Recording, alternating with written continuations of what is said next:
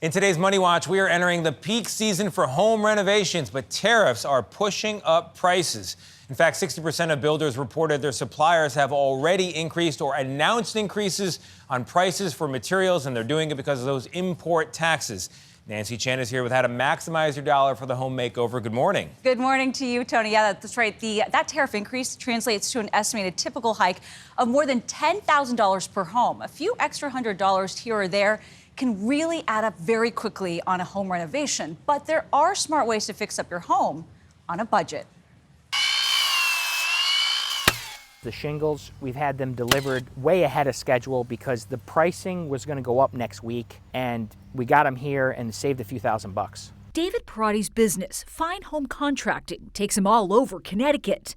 But these days, the most challenging aspect of his job is keeping up with tariffs. We get about 50% of our building materials come outside the U.S. Really? That much? So our main supplies, we need to look elsewhere.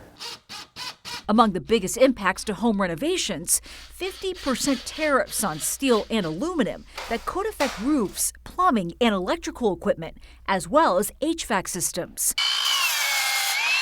Almost a quarter of the country's available lumber supply comes from Canada and now faces a nearly 15% tariff. New appliances, tiles, and even window parts could also cost more. So in bathrooms, probably this is the most impacted for out of all the rooms. Perotti says he's seen his products drop by half as price hikes force homeowners to pull back. What advice would you give people if they're thinking, I might sit this one out until tariffs go away? If you zoom out into this industry, we were building and remodeling for about half the price 10 years ago. So unfortunately, it continues to go up.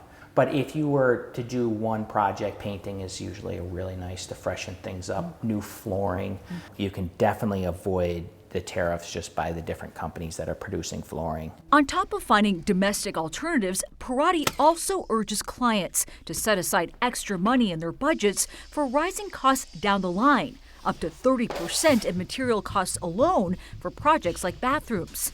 He also says to work closely with suppliers to stay on top of fluctuating policy and move quickly to lock in prices when possible. If the client is trusting and understanding that we are genuinely trying to, help them through it, I think we're also doing our job, and hopefully at the end we've created something that they enjoy.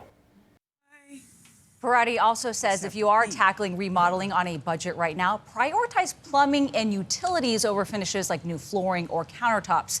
And ask yourself, do you really need a major remodel, or could new furniture and perhaps window treatments give your home a lift instead?